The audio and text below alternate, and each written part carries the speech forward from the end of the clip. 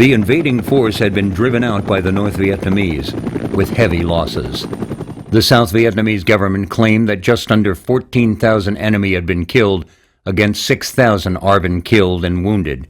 American figures estimated ARVN losses at around 50%. United States aircrew losses were 176 killed, 1,942 wounded, and 42 missing. Helicopter losses were put at 107 destroyed and 600 damaged. Lam Son proved that the ARVN troops were no match for the Communists.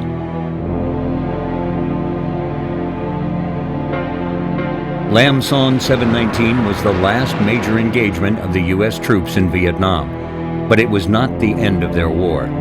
For 2 more years, the men of the U.S. Armed Forces went out on patrols, defended fire bases, and died. I worked with, then that was, I think, all the way into August 5th with recon, and I stepped on a landmine in an area that was, there was supposedly a battalion of NVA soldiers in there. We were in getting information, and we had to hook up as a platoon to be pulling us out. And I stepped on a landmine that day. And that was basically pretty much the end of Vietnam for me. Finally, on March 29, 1973, the last American ground combat forces left Vietnam. We were part of an alliance in Southeast Asia and in the Vietnam War. Everyone thinks in terms of NATO, the North American Treaty Organization, which the United States was a part, facing the Soviet Union, the Warsaw Pact, for 40 years in Western Europe. What we forget was that there was an alliance in Southeast Asia as well. The SEATO, or Southeast Asia Treaty Organization, included a number of nations in the area, most of whom sent combat troops to serve alongside the United States in Vietnam. Some of the nations of SEATO also sent special operators into the theater. Both Australia and New Zealand had SAS, or Special Air Service troops, a form of commando that were also a strike force that were used throughout Vietnam. South Korea sent troops to fight in South Vietnam, which include their Marines and other special operators. The ARVN, or Army of the Republic of Vietnam, also developed its own parallel organizations to the United States military. They too had a Marine Corps, Rangers, and Special Forces, and even SEALs, which they also used in operations not only within their own nation, but against North Vietnam itself.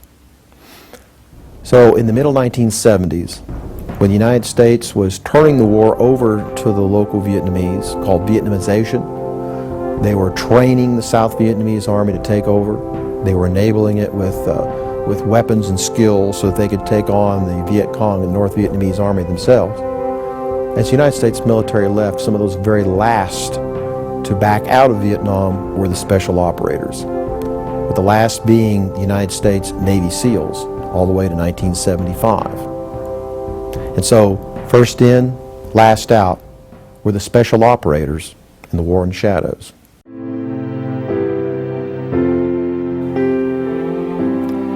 There's a great legacy of special operating from Vietnam. Many of the special operating techniques that were developed in Vietnam were ones that had to be continued on during the rest of the Cold War, as the insurgencies and guerrilla warfare continued throughout the globe. The United States Army and Marine Corps sniping programs for the first time continued on past the end of the conflict and are operational to this very day. Marine Force Recon is still in operation, for example. And from their re-inception in the 1st of February 1969, the United States Army Ranger companies joined battalions and then the 75th Ranger Regiment and are still active around the planet to this very day. Perhaps the great nexus of special operating in Vietnam that affects us the most to this day was the prisoner of war situation. In 1970, a decision was made to attack a major prisoner of war camp right on the outskirts of Hanoi in North Vietnam. When the decision was made, none of the services themselves had enough assets or the special training or troops available to do it. And so it became a large joint operation. The Sante Raid of 1970. Utilizing very large U.S. Navy helicopters, which had the range and troop carrying capacity to take troops in, the United States Air Force joined with large refueling aircraft and close air support, which could support the mission all the way to Hanoi and back. And the dismounts aboard those Navy helicopters were teams of United States Special Forces troops. In 1970, when the Sante raid was launched, it was actually trained and rehearsed in the United States. The replica of the camp that was built using screens had to be taken down occasionally every 24 hours because of the overflight of Soviet satellite passing overward. In order to prevent the compromise of the mission, they would take the camp down and disperse the troops and stop training when they knew the satellite was passing over. But when they got the green light to go, they deployed to Vietnam and they went in. When the Sante raid arrived, one of the helicopters flew off course and actually landed in the wrong compound. As they did so, many Vietnamese soldiers ran out from their beds, grabbing weapons, and they began to spray bullets. As it turned out, quite by accident, the officer candidate school course in session at that time was completely wiped out by mistake by the Sante raiders. Then they moved on to the proper compound where they found that the prisoners had just recently been removed. It seemed for a long time that this tremendous mission, put together at great cost and planning and expense, had been a failure. But as it turned out, it forced the North Vietnamese to consolidate all their prisoners that were scattered throughout Southeast Asia into the Hanoi Hilton. They had to put them all together in one place where they could be counted, where the Red Cross and other organizations knew where they were. They had to be better treated, and the morale was much better.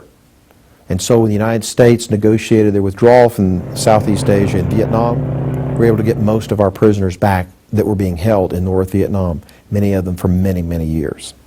The long-term effect of the Sante raid is this. The United States military began to think in terms of joint operations for its special operating. What that means is no longer would they have the failures, such as the SS Mayaguez hostage situation in 1975. You would not have to throw together an operation such as Desert One in 1979 to try to rescue the Tehran, Iran hostages from the students. You didn't have to throw things together like this anymore.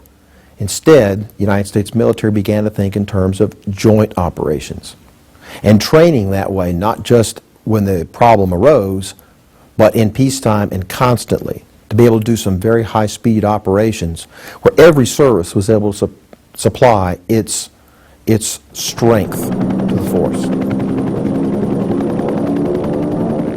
A lot of lessons learned from Vietnam have been preached and taught in the curriculum at Fort Bragg.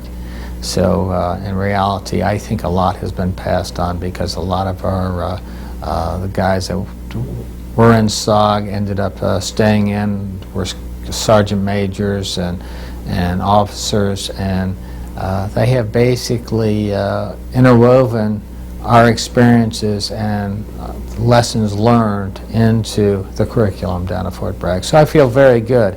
And I think that the kids are much better prepared now, much smarter. Their equipment is far superior to what we had. I think probably my looking back on recon, there's a movie, Starman. I don't know if you've seen it. It's about an alien, and he ultimately escapes to somewhere out west, and the mothership is going to pick him up. And this reporter who's been trying to help him escape from the feds and others who apparently wanted to dissect him, the reporter asked this alien Starman, "What did you learn about humans?" And Starman thinks and scratches his chin and says, "You are at your best when times are worst."